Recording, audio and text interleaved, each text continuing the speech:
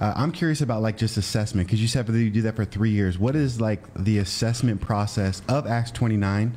What does that look like, and how do you implement that? Yeah, no, good question. Assessment, I would say, is one of the things that really excites me, because you get to meet a guy from the infancy of this idea of church planting, for the most part, to seeing him come through until the network, come into the network. And so it looks like the call and them wrestling with that and then saying, hey, I want to be assessed.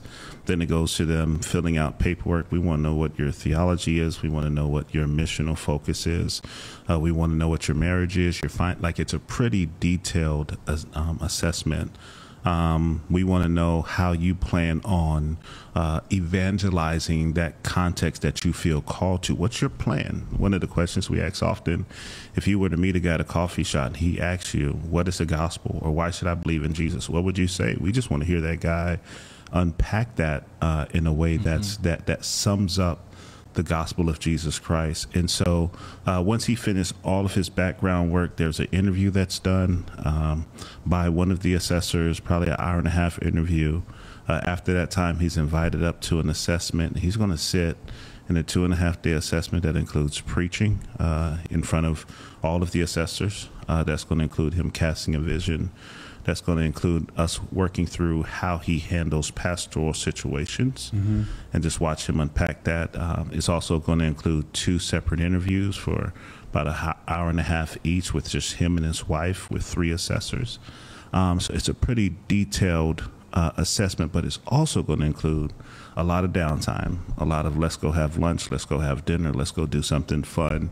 We also want to get to see the guy in this normal element, who he is as a man, who he is as a husband, and who she is as a wife. And so marriage is so huge for us, and making sure she's all on board. I remember my second assessment like it was yesterday.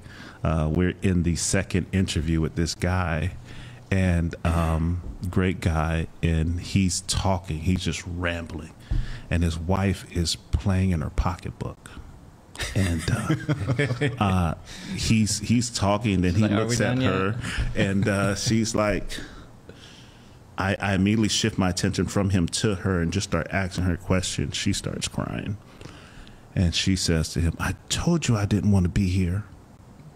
And then from there, just stuff just starts unfolding, and she was not on board, and he was dragging her along this process, and he walked away with us being very, very clear, saying, at this point, we don't think you should plan. And it's one of the most beneficial, grace-filled events of his life that he still talks about 6 years later, that it was a grace to go through that assessment. And so we want to see churches planted, but we also want to see healthy churches planted.